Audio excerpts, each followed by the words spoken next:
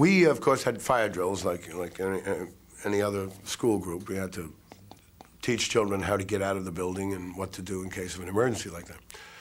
But we had the added thrill of the take cover drills and the nuclear Holocaust drills. First of all, each of us were dispensed a dog tag, which we were told by this old teacher, somewhat tactlessly, could withstand the heat of 1,000 degrees centigrade, made not to melt. Unfortunately, our skin disintegrated about 900 degrees before, but we had the comfort of knowing we could be identified in the event we were burned beyond recognition in a nuclear Holocaust. She actually put it that way. Had my name, I think it's Klein, Robert, Heeb, something, you know.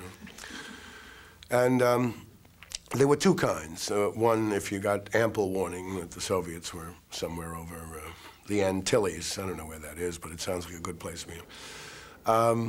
When they were some distance away and we had plenty of time. That is, we would get into the halls, line up along the side of the walls, cover our heads with our coats. Then there was a little more serious drill when the enemy was around 98th Street and Park Avenue. I mean, when you could hear the whistle of the thing coming, and there was no warning. And the way they would do this is a monitor would come and turns out to have a thing for the teacher, when this monitor leaves, conduct a surprise take cover drill. And, you know, she'd go, she'd give it away, look at the class, sign it, and leave. Anyway, children, we were talking about Thomas Jefferson. Take cover! We were instructed to go under the desk, put your backside to the window. For some reason, that was less valuable to lose than your brain. And I don't remember if you put your hands over your head or not, but of course, they never bothered to change the monitor. So it got, after a while, very boring. The monitor would come in, everyone would slowly get under their desk before the teacher signed it, you know. There was involved in this a system of sirens, and 2 short blasts, one followed by 1 loud blast is, you know, take cover. 4 short blasts and 1 loud blast, followed by 3 short blasts, all clear. I mean, you could confuse these and walk out in an all clear and get disintegrated.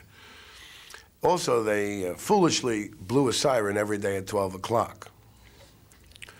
And it drove me crazy, walking home for lunch, and, oh, it's 12 o'clock, you know, I mean, and it always occurred to me that the Soviets could attack at 12 o'clock. We'd think it's lunch, and they were all gone. You know, it's bye-bye, baby. So it's funny that I had some dreams about it and thought about it. Also, there was a law which prohibited sirens on television programs. If you were watching Abbott and Costello, and there was a chase with an ambulance, hey, Abbott! And the siren started to go off for the ambulance, the sound would cut off on television. All stations were required to, just so it wouldn't confuse people. I think that it had a more subtle and momentous meaning of terror, that it invaded dreams. You took it for granted after a while, like you take everything for granted, like you really didn't think it would happen. You know, we have all kinds of protection. After all, we'll do it to them. That was the truce of terror. Eisenhower called it, I've forgotten exactly how he articulated it, but it's true. It held up for many, many years. They knew they'd get it back and therefore didn't do it. But it was, I think, wearing. And it's interesting when you think about it that our upbringing was strict and by the rules, and you didn't break those rules. That was to come later.